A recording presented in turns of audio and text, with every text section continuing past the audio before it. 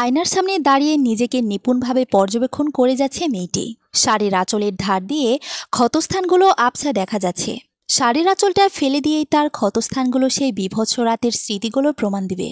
গলার নিচ থেকে কোমর অবধি ক্ষতস্থান শুকিয়ে গেলেও রেশ রয়ে গেছে। অনেক কষ্টে প্রাণে বেঁচে গিয়েছিল সে। পুরনো বাড়িটি একটি রুম সাক্ষী হয়ে রয়েছে তার কান্না, আর্তনাদ, মনের গহীনে লুকিয়ে থাকা কষ্টের। একজন বলেছিল, ভালোবাসা জিনিসটা কারো কারো কাছে অমৃত, তো কারো কারো কাছে বিষ। মেয়েটির ক্ষেত্রে ভালোবাসা নামক জিনিসটা বিষে পরিণত হয়েছে। একটা নামে পরিবারের অন্তরালে দাবা খেলার গতি ছিল সে। 4 মাস পরেও কথাগুলো মনে পড়লে চোখে নোনা পানিধারা বাঁধ মানতে চায় না। পেটের দিকে নজর পড়তে নিজেকে সামলে নেয় সে। আজ 8-11 সপ্তাহ চলতো যদি বাচ্চাটিকে বাঁচানো যেত। বাচ্চার আশাটুকু শেষ হয়ে গেছে। এখন শুধু অয়ন শিকদারের মুখোমুখি হবার পালা। চোখ মুছে নিজেকে নিজে শান্ত করে বলে ওঠে, মৃত ব্যক্তি ফিরে আসে না, প্রাপ্তি আর ফিরে যাবে না শিকদার ভিলাতে। প্রাপ্তি সেই রাতে মারা গিয়েছে, জন্ম নিয়েছে খুশবু। খুশবু কাঁদবে না, তাকে যে ফিরতে হবে শিকদার ভিলায়। এতদিন যে অয়ন শিকদার তার জীবন নিয়ে খেলেছে, তাকে এখন শাস্তি দেবার পালা। অপরদিকে সন্ধ্যা 7টা।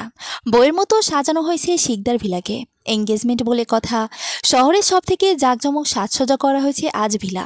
নামি দামি সকল লোকেরা জমা হবে আজ এখানে। মহিমা শিকদার নিজে তদারকি করছেন। শিকদার কোম্পানির উত্তরাধিকারের আজ এঙ্গেজমেন্ট বলে কথা। তাও আবার শহরের টপ 5 বিজনেসম্যানদের একজন, হেলাল খানের একমাত্র মেয়ের সাথে। এতদিনের স্বপ্ন আজ পূরণ হতে চলল মহিমা শিকদারের। অন্ধকার রুমের এক কোনায় প্রাপ্তির একটি ছবি হাতে বসে রয়েছে অয়ন। বাহিরের সাজসজ্জা কিছুই তাকে স্পর্শ করতে পারছে না। 4টা মাস পাগলের মতো খুঁজেছে প্রাপ্তিকে, কিন্তু তার ছায়াকেও খুঁজে পায়নি সে। একপাশে কিছু মদের বোতল, আরেক পাশে প্রাপ্তির ছবি, তার লেখা শেষ নোটটি, তার প্রেগনেন্সির রিপোর্টার মাঝে অয়ন। সব মেনে নিলেও এখনও প্রাপ্তির মৃত্যুটুকু মেনে নেয়নি অয়ন। তার বিশ্বাস পৃথিবীর কোনো এক কোণে প্রাপ্তি লুকিয়ে আছে। যেদিন তার রাগ ভেঙে যাবে সেদিন ঠিক ফিরে আসবে সে। দরজার কড়া নাড়ায় বিরক্ত হয়ে চেঁচিয়ে ওঠে অয়ন, আমার ঘরে কেউ ঢুকবে না, মানা করেছি তো একবার, কেন আসো তোমরা? আজ তোমাদের জন্য আমার মায়াবতী আমার কাছে নেই। আমার বাচ্চার বেড়ে ওঠে আমি দেখতে পাচ্ছি না। আর কি চাই তোমাদের? সব ফেরত দিয়ে দিয়েছি তো। কি চাই? অয়ন, আমি আবরার, আমাকে অন্তত আসতে দে। কেই দেখতে এসেছো? আজ আমার এঙ্গেজমেন্ট অয়ন, প্লিজ আজ অন্তত পাগলামি করিস না। অয়নের জবাব না পেয়ে দরজা ঠেলে ভেতরে প্রবেশ করে আবরার। ঘরে একটা ওটকো গন্ধ যেন ভেতরটাকে নাড়িয়ে দিতে সক্ষম। লাইটটা অন করতে অয়নের মুখে বিরক্তির ছাপ ফুটে ওঠে। অন্ধকার যার চিরসঙ্গী, তার কি আলো পছন্দ হবে? চোখ কুচকে মুখ খিচে জিজ্ঞেস করে, কি চাই তোমার এখানে? দাদিজান অপেক্ষা করছে, তারা চলে এসেছে। একটা কথা বলবো ভাই, তোমার থেকে দুর্ভাগা আমি আমার লাইফেও দেখিনি। অবশ্য আমারও যে কম তা নয়। দেখো না, আমি আমার পুরো পরিবার পাওয়া সত্ত্বেও একটা ভুল বোঝাবুঝির জন্য হারিয়ে ফেলেছি। তবে আমি জানতামই না আমার একটা অংশ প্রাপ্তির মাঝে রয়েছে। জানলে আমি তাকে মাথায় করে রাখতাম, নিজ থেকে আলাদা হতে দিতাম না। অথচ তুমি সব জেনে বুঝে নিজের পরিবারটা হারিয়ে ফেলছো। তোমার একটা ভুল, এখন একটি রক্ত মাংসের মানুষ। তুমি জানো তোমার একটি ছেলে আছে, অথচ তুমি কখনো তার মুখে বাবা ডাকটি শুনবে না। আমি কি যাইনি রাইসার কাছে? আমি কি চাইনি আমার পরিবারটা থাকুক? কিন্তু পেলাম কোথায়? হারিয়ে গেল রাইসা আমার ছেলেটিকে নিয়ে। সত্যি বলো তো, তুমি কি রাইসা আপুর জন্য তার কাছে গিয়েছিলে? ওহো, তুমি মহিমা শিকদারের কথায় ছেলেটিকে ছিনিয়ে নিতে গিয়েছিলে। আচ্ছা, এই পাওয়ার প্রতিপত্তির জন্য তুমি ওই নিশি মেয়েটিকে বিয়ে তো করবে, কিন্তু ভালোবাসতে পারবে তো? তুমি নিজেও জানো রাইসাপুর মতো ভালো তোমাকে কেউ বাসতেই পারবে না। আমরা হয়তো ভালোবাসার যোগ্যই নই, তাই তো ভালোবাসার উষ্ণতা পেয়েও আমরা দুজন হারিয়ে ফেলেছি। তুমি জেনে বুঝে হারিয়েছ, আমি না জেনে। হা হা হা। যাও, আজ তোমার বিশেষ দিন বলে কথা, আমাকে এর মধ্যে টেনো না। আমি আমার প্রাপ্তিকে নিয়েই ভালো আছি। আবরারের মুখে কথা নেই, অয়ন তো ভুল কিছু বলেনি। সব পেয়েও হারিয়ে ফেলেছে সে। রাইসাকে এতটা কষ্ট দিয়ে ফেলেছে যে এখন তার ক্ষমা পাবে কিনা তাও জানে না। যখন আবরারকে অয়ন তার ছেলে এবং রাইসার কথা বলেছিল, তখন নিজেকে স্বাভাবিক রাখতে পারেনি সে। নিজের ছেলেকে দেখার আকুলতায় ভুল করে ফেলেছে সে। মহিমা শিকদারকে ফোন করে সাথে সাথে জানায় এই খুশির খবর, কিন্তু মহিমা শিকদার এতটা স্বার্থপর হবে এটা কল্পনাতেও আনেনি আবরার। অয়নের সবকিছু ছেড়ে দেওয়ার পর মহিমা শিকদার আবরারকে পুনরায় শিকদার কোম্পানির দায়িত্ব সঁপে দেন, যার জন্য আবরারকে সোজা সাপটা জানিয়ে দেন, তুমি যদি চাও বাচ্চাটিকে আমাদের পরিবারে নিয়ে আসতে পারো, কিন্তু রাইসা নামক মেয়েটিকে যদি বিয়ে করতে চাও তবে তোমাকে শিকদার পরিবার ছাড়তে হবে। আমি চাই না ওই মেয়ে আমার পরিবারের বউ হয়ে আসুক। অয়নকে নিয়ে আমার কোনো কালে মাথা ব্যথা ছিল না, কিন্তু এখানে তোমার ব্যাপার। আমার আপন নাতির বউ একজন চরিত্রহীন মেয়ে, যে কিনা বিয়ের আগে মা হয়ে যায়। এমন মেয়ে হবে আমার, আমি এটা মানব না। এখন তুমি ভেবে নিও কি করবে। কিন্তু আমিও তো একই ভুল করেছি দাদিজান। ছেলেরা টুকটাক ভুল করেই থাকে, এটা তো বড় ব্যাপার না। আর আমার মতো ছেলেটাকে তোমার কাছে আনাই ভালো, তাহলে তোমার ডিভোর্সের নাটকটা আরও শক্তপোক্ত হবে। রাইসা মেয়েটিকে কিছু টাকা দিয়ে দাও, তাহলেই তো হবে। কিন্তু আমি বুড়ো হয়েছি, এত চাপ আমি নিতে পারবো না। ভেবে দেখো তুমি। আবরারকে এই কঠিন সিদ্ধান্তটি স্বার্থপরের মতো নিতে হয়। যখন রাইসাকে এই ব্যাপারে সে জানায়, তখন থেকে রাইসা আব্রাহামকে নিয়ে পালিয়ে যায় শহর থেকে। অনেক খোঁজাখুঁজির পরও তাকে এই শহরে পায়নি আবরার। আজও খুঁজে যাচ্ছে রাইসাকে। একটা সেই জায়গা আছে, কিন্তু সেখানে রাইসাকে পাবার পসিবিলিটি না এর সমান। আবরার আজ নিজের সাথে চোখ মেলাতে পারছে না। আজ যদি অয়নের মতো বুকের পাটা থাকতো, তবে সব ছেড়ে ছুটে চলে যেত রাইসার কাছে। কিন্তু সেটা তার নেই। সে দাদিজানের হাতের পুতুল মাত্র। রাইসাকে তার জীবনে ফেরাতে হলে নিজের জায়গা শক্ত করতে হবে। দাদিজানের হাত থেকে পুতুল নাচের দড়ি কেটে নিতে হলে নিজেকে লোহার মতো শক্ত করতে হবে, যাতে ভারী টানে দড়ি ছিঁড়ে যায়। এখন এই এঙ্গেজমেন্টের মিথ্যে নাটকটা তাকে চালিয়ে যেতেই হবে। কিন্তু বিয়ে অবধি এই নাটক গড়াতে দিবে না সে। তার জীবনে যদি কোনো নারী আসে, সেটা রাইসা ব্যতীত আর কেউ হবে না। এখন অনেক কাজ বাকি। রাইসাকে পাওয়া বাকি, নিজের পজিশন প্রতিপত্তি বাড়ানো বাকি। আচ্ছা, রাইসা যদি জানে এই এঙ্গেজমেন্টের কথা, তবে কেউ আরও বুঝবে আবরারকে। অনুষ্ঠান শুরু হয়ে গেছে। নিশি আর আবরার মুখোমুখি দাঁড়ানো। মহিমা শিকদারের মুখে হাসি ধরছে না। নিশি মেয়েটা যথেষ্ট আধুনিক একটা মেয়ে। লেখাপড়া শেষে বাবার ব্যবসায় জয়েন করেছে। এমন একটি মেয়ে তো চায় নিজের নাতবউ হিসেবে মহিমা শিকদার। আবরার যেন কাঠের পুতুলের মতো দাঁড়িয়ে আছে। তার কোনো আগ্রহ নেই এই মিথ্যে অনুষ্ঠানে। নিশের বান্ধবীরা রিং নিয়ে আসলে রিং সেরেমনি শুরু করেন মহিমা শিকদার। প্রথমে আবরারের হাতে রিং পরিয়ে দেয় নিশি। এবার আবরারের পালা। যে না আবার রিং পরাতে যাবে, অমনি ফোনটা বেজে ওঠে। রিং রেখে ফোনে কথা বলতে ব্যস্ত হয়ে পড়ে আবরার। নিশির ব্যাপারটা একদম ভালো লাগেনি। এদিকে ফোন রিসিভ করে যা শুনে তাতে আবরারের মাথা এক মুহূর্তের জন্য বন্ধ হয়ে যায়। অপর পাশ থেকে আবরারের অ্যাসিস্ট্যান্ট জিহান বলে, স্যার, রাইসা ম্যামকে খুঁজে পাওয়া গেছে, কিন্তু উনি ভালো নেই স্যার। এখানে একজন পরিচিত আত্মীয়রা বাড়িতে থাকছেন। একটি সাধারণ প্রাইমারি স্কুলের শিক্ষিকা হিসেবে যোগ দিয়েছেন। খুব কষ্ট করে বাচ্চাটিকে বড় করছেন। ছেলেটির বয়স 7 মাস হতে চলেছে। এখানে সবাই জানে উনি বিধবা। আসছে দিন ওনাকে উক্তায়িত করা কম হয় না। মাটি কামড়ে ওখানে পড়ে রয়েছেন। এখানে ওনার আত্মীয়রা ছাড়া কেউ থাকেন না। উনি প্রায় 55 বছরের একজন মহিলা। ওনার আপন বলতে কেউ নেই, তাই রাইসা ম্যামকে এখানে থাকার পারমিশন দিয়েছেন। স্যার, এখন আমরা কি করব? রাইসাকে যাতে কোনো রকম ডিস্টার্ব না করে সেটা দেখার দায়িত্ব তোমার। আমি খুব দ্রুত চিটাগাং আসছি বলেই ফোনটা রেখে দেয় আবরার। আজ রাইসাকে এত কিছু সহ্য করা লাগছে, এটা শুধুমাত্র তার জন্য। সেদিন যে ভুল করেছিল, আজ সে একই ভুল সে করবে না। চোখ দুটো মুছে স্টেজে চলে গেল সে। আবরারকে দেখে মহিমা চৌধুরীর হাসি কিছুটা মলিন হয়ে গেল। তিনি আজ করতে পারছেন সামনে আবরার কি করতে যাচ্ছে। মাইকটা হাতে নিয়ে আবরার ডিক্লেয়ার করে দিল, আপনাদের দামি সময় নষ্টের জন্য আন্তরিকভাবে দুঃখিত। সামনে এমনটা যাতে না হয় সেটাই চেষ্টা করব। আজ এঙ্গেজমেন্টটা হবে না। We are sorry. যাওয়ার সময় অবশ্যই খেয়ে যাবেন। Thank you. আবরারের ডেকোরেশনের পর মহিমা চৌধুরী যখন তাকে কিছু জিজ্ঞেস করে, সে পাশ কাটিয়ে নিজের রুমে চলে যায়। তাকে প্যাকিং করতে হবে। রাইসাকে একবার যেহেতু খুঁজে পেয়েছে, আর হারাতে দিবে না সে। আবরারের এতটা ঔদ্ধত্য দেখে রাগে ফুঁসছেন মহিমা শিকদার। কোনোভাবে হেলাল খানকে বুঝিয়ে শান্ত করলেন তিনি। এতদিনের বন্ধুত্বের খাতিরে উনি শান্ত হয়ে গিয়েছেন। কিন্তু আবরারের তার সাথে কোনো কথা না বলে এমন সিদ্ধান্ত নেওয়াতে অনেক বেশি অখুশি হলেন মহিমা শিকদার। রাত 11টা। আবরার অয়ন আর মহিমা শিকদার মুখোমুখি বসে আছেন। অয়নের অনিচ্ছা থাকা সত্ত্বেও আবরারের কথায় মিটিংয়ে থাকতে রাজি হয়েছে। নীরবতা ভেঙে মহিমা বেগম বলে উঠলেন, হুট করে কি এমন হলো যে আমার মান সম্মানের তোয়াক্কা না করে তুমি এই প্রোগ্রামটা নষ্ট করে দিলে? তুমি জানো আমি কতটা অপমানিত হয়েছি? হেলাল আমাকে সম্মান করে তাই কিছু বলেনি। এখন কি আমি জানতে পারি কি এমন হয়েছে? আমি কাল চিটাগাং যাচ্ছি। ওখানে একটা খুব বড় ইস্যু হয়ে গেছে। আমাদের প্রজেক্ট অর্ধেক কাজেই থেমে গেছে। তাহলে সেটা অয়ন হ্যান্ডেল করবে। তাতে কি খুব কিছু যায় আসবে? যায় আসবে। মানুষের জানা উচিত শিকদার কোম্পানির মালিক আমি, অয়ন নয়। এই 1 বছরেও বেশি আমি ছিলাম না। সবাই অয়নকেই এই কোম্পানির হেড মেনে নিয়েছে। আমি যেন কিছুই পারি না। আমি চাই এই ইস্যুটাকে আমি হ্যান্ডেল করি। আপনার যদি এতে আপত্তি থাকে আমি কিছু বলবো না। মহিমা শিকদার আবরারের কথা শুনে মনে মনে খুশি হন। তার মুখে প্রশান্তির হাসি ফুটে ওঠে। অপরদিকে অয়নের মুখেও বাঁকা হাসি ফুটে ওঠে। অয়ন খুব ভালোভাবে বুঝতে পারে প্রজেক্টের জন্য এভাবে ছুটে যাওয়ার মানুষ আবরার নয়। অয়ন আবার বলে ওঠে, এতদিন এখানে অয়ন সামলে এসেছে, এতেও কোনো বড় ইস্যু এখানে নেই। তাই এই 1 মাস অয়ন সামলাতে পারবে। আপনি 2 মাস সময় ওনাদের কাছে নিয়ে নেন। আমার উপর ভরসা রাখেন, আমি আপনার বিশ্বাস ভাঙব না। এই না হতো আমার নাতি, আমি ওনাদের সাথে কথা বলে নিব। আর অয়নকে বলে রাখি, ভেবো না, এখানের দায়িত্ব তোমাকে দেওয়া হচ্ছে বলে তুমি সব সিদ্ধান্ত নিতে পারবে। এই 1 মাস তুমি আবরারের সাবস্টিটিউট হিসেবেই থাকবে। মহিমা শিকদারের কথা শুনে মুচকি এসে অয়ন বলে, আমি তো সবসময় ভাইয়ের সাবস্টিটিউট ছিলাম, এত ভাববেন না। আমার যদি আর কোনো কাজ না থাকে আমি কি রুমে যাব? যাও। অপরদিকে দরজায় কড়া নাড়লে প্রাপ্তির ঘুম ভেঙে যায়। ঢুলুঢুলু চোখে দরজা খুলতে দেখে বাহিরে নিশান দাঁড়ানো। নিশান যে ব্যক্তি যার গাড়িতে সেই রাতে প্রাপ্তির অ্যাক্সিডেন্ট হয়েছিল, একজন শুভাকাঙ্ক্ষী বন্ধুর মতো নিশান প্রাপ্তিকে আগলে রেখেছে 4টা মাস। প্রাপ্তির অতীত সম্পর্কে সে কিছুই জানে না। প্রাপ্তি যখন বেঁচে উঠেছিল তখন তার অতীত জানার অনেক চেষ্টা করেছিল নিশান, কিন্তু প্রাপ্তির একটাই কথা তার কিছু মনে নেই, তাই আর ঘাটায়ও নি। তার নাম দেয় খুশবু।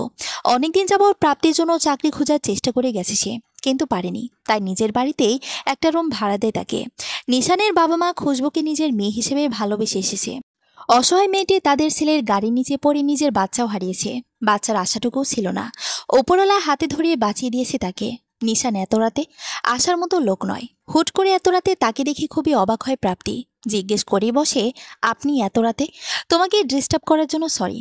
আসলে আমার এক বন্ধুর ফোন এসেছিল, তোমার চাকরির ব্যবস্থা সে করে দিতে পারবে, কিন্তু তোমাকে ঢাকায় যেতে হবে। আনোয়ার কোম্পানি অ্যান্ড লিমিটেডের মেইন অফিসে একটি পোস্ট ফাঁকা আছে। আমার বন্ধু ওখানেই চাকরি করে। ও তোমার সিভি জমা দিয়ে দিয়েছে। ওরা পরশু ইন্টারভিউ নেবে। তুমি কি যাবে? আচ্ছা, আমার কোনো সমস্যা নেই। এমনিতে আমি ঢাকা যেতে চেয়েছিলাম। অতীতের কিছু প্রশ্নের উত্তর যে আমার চাই। তোমার কি কিছু মনে পড়েছে? না, তবে ওখানে যেহেতু আমার অতীত, তাই সেখানে গেলেই উত্তরগুলো পাবো। বেশ, আমি কাল তোমাকে নিয়ে যাব। এতদিন আমাকে আশ্রয় দেওয়ার জন্য ধন্যবাদ। এটা আমার দায়িত্ব ছিল। আচ্ছা, একটা কথা জিজ্ঞেস করব? করুন। তোমার হাজবেন্ডকে যদি খুঁজে না পাও, তুমি কি তোমার জীবন নতুন করে শুরু করবে না? আমি জানি না। আমার প্রশ্নের উত্তরগুলো না পাওয়া অবধি আমি সত্যি জানি না কি করব। এতদিন তোমাকে বলিনি, তবে আজকে কিছু জিজ্ঞেস করব, উত্তর দিবে? জি বলুন। যদি কোনোদিন অতীতকে প্রত্যাখ্যান করো, তবে কি আমাকে তোমার ভবিষ্যৎ বানাতে পারবে? আজ উত্তর দিতে হবে না, তুমি ভেবেচিন্তে উত্তর দিও। আমি কিছু ভাবিনি এই ব্যাপারে, প্লিজ ভেবে দেখো, বলে নিশান বেরিয়ে যায়। প্রাপ্তি তখনও সেখানে দাঁড়িয়ে রয়েছে। যতই অয়নের প্রতি রাগ অভিমান জমে থাকুক, সে অয়নের জায়গা কাউকে দিতে পারবে না। অয়ন হয়তো তাকে ভুলে অন্য কাউকে নিজের জীবনে জায়গা দিয়েছে, ধুমধাম করে এঙ্গেজমেন্ট করছে, কিন্তু প্রাপ্তি এখনও তার মনের গহীনে অয়ন নামক মানুষটিকে পুষে রেখেছে। সেই অয়নের সাথে বোঝাপড়া এখনও বাকি যে। কিছু প্রশ্নের উত্তর পাবার সময় চলে এসেছে, শুধু সময়ের অপেক্ষা। 2 দিন পর সকাল 9টার মধ্যে স্কুলে ঢুকতে হবে রাইসাকে। আব্রাহামকে রেখে যেতে মন চায় না। মাত্র বসা শিখেছে ছেলেটা, কিন্তু উপায়ন্তর না পেয়ে চাকরিটা করতে হবে। রেশমা আন্টি এই বিপদে থাকার জন্য ছাদ দিয়েছেন এই কত। ছেলে আর নিজের ভরণ পোষণের খরচটা তো তারই চালাতে হবে। শরীরটা দিন দিন খারাপের দিকেই যাচ্ছে। প্রেগনেন্সির সময় থেকে কিছু কমপ্লিকেশনগুলো রয়ে গিয়েছে। মাঝে মাঝে ভয় হয় ছেলেটাকে একা করে দিয়ে না হয় না ফেরার দেশে চলে যাবে না তো। না না, এসব কি ভাবছে? এখনও কত দায়িত্ব বাকি। চিকিৎসা করাতে হবে, কিন্তু টাকাও লাগবে। এখন বিভিন্ন টেস্ট করতেই 10,000 পকেট থেকে খসে পড়ে। রেশমা বেগমের কাছে ছেলেকে বুঝিয়ে দিয়ে স্কুলের দিকে রওনা দিবে রাইসা। দরজাটা খুলে বের হতেই হাত পা জমে গেল তার। দরজার বাহিরে সেই মানুষটি দাঁড়ানো, যার কাছ থেকে পালাতেই এই দূর শহরে ছেলেকে নিয়ে বহু কষ্টে জীবন কাটাচ্ছে সে। আবরার রাইসাকে প্রায় বছর খানিক পর দেখছে। গোলগাল চেহারার ফর্সা মেয়েটি যেন হাড্ডিসার হয়ে গেছে। আস্থার চোখে সেই ঐশ্বর্য নেই। চোখের নিচের কালি যেন তার নির্ঘুম রাতের বর্ণনা দিচ্ছে। একপাশে বেনুনি করে কালো শাড়ি পরিহিতার নারীটি একসময় তার সকল হাসির কারণ ছিল, অথচ আজ এই নারীর সকল কষ্টের কারণ সে। তার জন্য এই নারীটিকে সকল প্রকার বঞ্চনা মুখ বুজে সহ্য করতে হয়েছে। আবরার 2 কদম এগিয়ে রাইসার সামনে এসে দাঁড়ায়। রাইসা এখনো চুপটি করে দাঁড়িয়ে আছে। মনের মধ্যে কিছু ভয় জড়তারা মনের মধ্যে ওকে দিচ্ছে। তবে কি আব্রাহামকে কেড়ে নিতে এত দূর চলে এসেছে সে? আবরার নীরবতা ভাঙতে বলে উঠল, কেমন আছিস রাইসু? কথা বলবি না? ভয় নেই, ছেলেকে নিতে আসিনি, বরং মা ছেলে দুজনকে একসাথে নিয়ে যেতে এসেছি। বড্ড দেরি করে ফেলেছি, তাই না রে? অনেক ভুল করেছি, হয়তো সেই ভুলের ক্ষমা হয় না, কিন্তু এই 1টা বছর আমি যা বুঝেছি তা হলো আমার তোকে দরকার, খুব করে দরকার। তুই যে আমার রক্তে মিশে আছিস রাইসা, আমার তোকে ছাড়া চলবে না। এই কয়েক মাস পাগলের মতো খুঁজেছি তোকে। আমি সেদিন বাধ্য ছিলাম, আজ নয়। আমি তোর কাছ থেকে আব্রাহামকে কখনো কেড়ে নিব না। আমার যে আমার পুরো পরিবারই চাই। রাইসু প্লিজ একটা সুযোগ দে, আমি নিজেকে তোর যোগ্য করে তুলব। তোরে কোনো কষ্ট পেতে দিব না, প্লিজ রাইসু। এতক্ষণে চুপ করে আবরারের কথা শুনে যাচ্ছিল রাইসা। এতদিনের কষ্টগুলো যেন তাজা হয়ে উঠেছে আবরারকে দেখে। আবরার যে কথাগুলি বলল, কথাগুলি শোনার প্রতীক্ষা এতগুলো বছর সে করেছে। চোখ থেকে না চাইতেও সোডিয়াম আর পটাশিয়াম ক্লোরাইড মিশ্রিত জল গড়িয়ে পড়ছে। এটা অতীব খুশিতে নাকি সদ্য তাজা হওয়া মনের ক্ষততে, সেটা বুঝতে পারছে না রাইসা।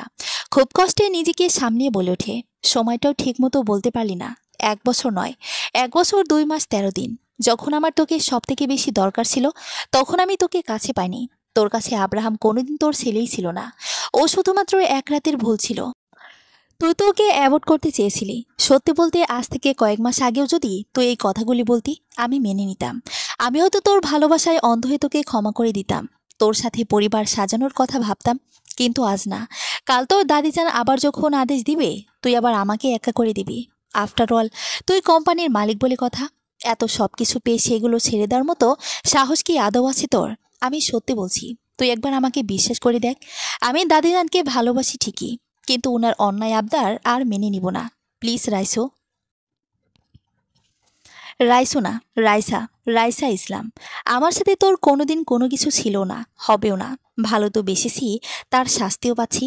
তাই অহেতুকার কথা বাড়াবো না, আমার তারা আছে। নিজের সময় নষ্ট করিস না। বলেই পাশ কাটিয়ে চলে যেতে নিলে আবরার হাত টেনে তাকে নিজের কাছে নিয়ে আসে। কানে মুখ লাগিয়ে বলে, বড্ড বেশি অভিমান জমে গেছে। আজ হয়তো আমার কথায় তোর বিশ্বাস হবে না, কিন্তু কথা দিচ্ছি তোর অভিমানগুলোকে আবার ভালোবাসায় পরিণত করব।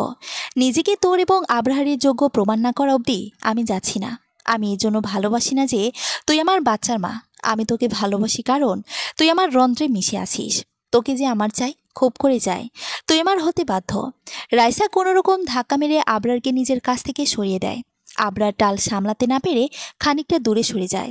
রাইসার রাগে গজগজ করতে করতে বলে, নিজের পাওয়ারের গরম অন্যখানে দিস, আমার কাছে না। কিসের বাধ্য? আমি তোর কাছে কোনো কিছুর বাধ্য নই। আজ স্পষ্ট শুনে রাখ, আমার জীবনে তোর অস্তিত্ব নেই। আমি তোকে ভালোবাসি না। চলে যা এখান থেকে প্লিজ, সেটা সময় বলে দিবে। রাইসা কথা না বাড়িয়ে গটগট করে সেখান থেকে চলে গেল। আবরার রাইসার যাওয়ার পানে তাকিয়ে আছে। একটা বড় নিঃশ্বাস ছেড়ে নিজেকে আশ্বস্ত করে, আমি পারবো। আমাকে যে পারতেই হবে, প্রমিস করছি। যদি তোর মনে নিজের জন্য জায়গা না করতে পারি, তবে আর কোনোদিন তোর সামনে আসবো না। কিন্তু আমি এত তাড়াতাড়ি হাল ছাড়বো না। 1 সপ্তাহ পর সকাল 10টা। একটা জরুরি কাজের জন্য অয়ন স্বামীর সাথে দেখা করতে এসেছে। মাসখানেক হয়ে গেছে অয়ন স্বামীর সাথে দেখা করেনি। এখানে সে জানতে পারে স্বামী আপাতত দেশে নেই, যে কারণে স্বামীর বড় ভাই আসফির সাথে মিটিংটা কমপ্লিট করতে হবে। আবরারের অবর্তমানে আনোয়ার কোম্পানি লিমিটেডের সাথে প্রজেক্টটা অয়নকেই কমপ্লিট করতে হবে। এতদিন পর অয়নকে দেখে আসফি তাকে জড়িয়ে ধরে, বেশ শুকিয়ে গেছিস? খাওয়া দাওয়া কি কিছুই করিস না? আর খাওয়া দাওয়া, প্রাপ্তির হাতের রান্নার অভ্যেস হয়ে গেছে। এখন আর লোকমান কাকার রান্নাও ভালো লাগে না। তোমার খবর বলো। শুনলাম বিয়ের পর নাকি ভাবি তোমার গার্লফ্রেন্ডের সাথে ব্রেকআপ করিয়ে দিয়েছে। আর গার্লফ্রেন্ড এতদিনে যত মেয়ে ফ্রেন্ড ছিল তাদের ব্লক লিস্টে পাঠিয়ে দিয়েছে। বউ মানেই প্যারা। যাক, প্যারাটা তো কারো লাইফে তো আছে। তুই আর কি বিয়ে শাদী করবি না? যদি কোনোদিন আমার মায়াবতী ফিরে আসে, তখন তখন তাকে কি উত্তর দিব বলো? তার অবর্তমানে অন্য কাউকে নিজের জীবনে জায়গা দিয়েছি জানলে আরও রেগে যাবে ও। আমি ওর স্মৃতি আঁকড়েই ভালো তো আছি। সত্যি ভালো আছিস তো? তুমি কি কথাই বলবে নাকি মিটিং শুরু করবে? আচ্ছা আচ্ছা চল। অপরদিকে আজ 1 সপ্তাহ হয়েছে নিশানের বন্ধুর সাহায্যে এই কোম্পানিতে জব পেয়েছে প্রাপ্তি। একজন কলিগ সামিয়ার সাথে একটা ছোট বাসায় থাকছে সে। মেয়েটি খুবই ভালো। একা একা এত ভাড়া দেওয়াটা কষ্টকর হয়ে গিয়েছিল, তাই প্রাপ্তিকে তার সাথে থাকতে প্রস্তাব দেয়। শহরের অন্য কোথাও থাকাটা সুবিধার মনে হচ্ছিল না দেখে প্রাপ্তিও রাজি হয়ে যায়। প্রতিদিনের মতো নিজ ডেস্কে বসে কাজ করছিল, তখন প্রাপ্তির সিনিয়র এসে জানায়, খুশবু, তোমাকে বস ডাকছে মিটিং রুমে।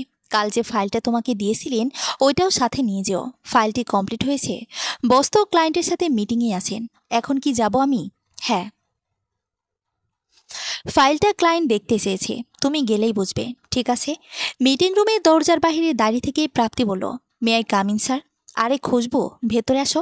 ফাইলটি ভেতরে ঢুকতেই প্রাপ্তির হাত পা জমে গেল। মাথাটা মুহূর্তেই ফাঁকা হয়ে গেছে। ভেতরে বসে থাকা মানুষটি যে তার খুব পরিচিত। 4 মাস পর মানুষটিকে দেখছে সে। আজ যার কাছে কিছু প্রশ্নের উত্তরের অপেক্ষায় এই শহরে তার আগমন, সেই মানুষটির সাথে অতর্কিতে দেখা হয়ে যাবে এটা তো জানা ছিল না। মানুষটা বড্ড শুকিয়ে গেছে। যে চোখের ভাষা একসময় বিশ্বাস করে ভালোবেসেছিল, তাকে আজ সেই চোখ যেন গর্তের কোটরে চলে গেছে। লোকটাকে দেখে আজকেও মায়া লাগছে। যার রাগজিদের পুরো ঘর কাঁপত, আজ বড্ড শান্ত লাগছে লোকটাকে। তার জীবনে তো নতুন মানুষ চলে এসেছে, তবে কেন এত উদাসীন লাগছে তাকে? আসফির কণ্ঠস্বর ঘোর ভাঙায় প্রাপ্তির। দরজায় দাঁড়িয়েছে কেন? ভেতরে আসো। ফাইলটা ওনাকে অয়নের দিকে ইশারা করে। দাও। জি স্যার। এতক্ষণ মাথা নিচু করে থাকলেও প্রাপ্তির বলা জি স্যার যেন ভেতরটাকে নাড়িয়ে দিয়েছে অয়নের। বারংবার প্রাপ্তিকে পাবার আশা এতটাই নিরাশ করেছে যে আজ আবার সেই আশাটুকুকে পুনরায় সজাগ করতে মন চাইছে না। চোখ তুলে যদি দেখে মানুষটা ভুল, তখন কি করবে? মস্তিষ্কে প্রাপ্তির কথা এতটাই গেঁথে গেছে যে নিজেই নিজেকে পৃথিবী থেকে আলাদা করে ফেলেছে। সারাক্ষণ মনে হয় আশেপাশে প্রাপ্তির ছায়া ঘুরে বেড়াচ্ছে। নিজেকে খুব কষ্টে সামলে নিয়েছে সে। আবার আশাহত হবার মতো মনের জোর আর যে নেই, তবু মাথা উঁচিয়ে সামনে বসে থাকা মানুষটির দিকে তাকায় সে। মানুষটি যে আর কেউ নয়, প্রাপ্তি, তার মায়াবতী। চেয়ার ছেড়ে দাঁড়িয়ে এক মুহূর্ত না দেরি করে জড়িয়ে ধরল তার মায়াবতীকে। প্রাপ্তি, তুমি ফিরে এসেছো? সত্যি ফিরে এসেছো তুমি? কেন ছেড়ে গিয়েছিলে আমায়? তোমার রাগ হয়েছিল আমার উপর, আমায় বকতে পারতে। তুমি যা শাস্তি দিতে আমি মাথা বেঁধে নিতাম। তুমি জানো, এই 4 মাস পাগলের মতো খুঁজেছি তোমায়। কোথায় হারিয়ে গিয়েছিলে তুমি? অয়নের কাছ থেকে কোনো মতে নিজেকে ছাড়িয়ে বলতে লাগলো প্রাপ্তি। আপনার কোথাও ভুল হচ্ছে স্যার, আমি প্রাপ্তি নই। প্লিজ পাবলিক প্লেসে এমন অসভ্যতা করবেন না। প্রাপ্তি এভাবে কেন বলছো?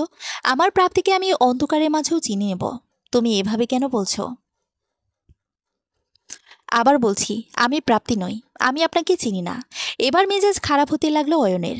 প্রাপ্তি কেন নিজেকে তার থেকে আড়াল করতে চাইছে? এতটা রাগ জমে আছে যে সে অয়নকে চিনতেই চাইছে না। নিজেকে সংবরণ করে অয়ন আবার প্রাপ্তির কাছে যায়। তার হাত দুটি প্রাপ্তির গাল আলতো করে ছুঁয়ে বলে, প্রাপ্তি, তুমিও জানো আমিও জানি তুমি আমার প্রাপ্তি। তাহলে কেন অস্বীকার করছো তুমি? রাগ হচ্ছে বলতে পারো। এভাবে আমাদের সম্পর্কটা অস্বীকার করো না। অয়নের হাত দুটো ছিটকে চেঁচিয়ে ওঠে প্রাপ্তি।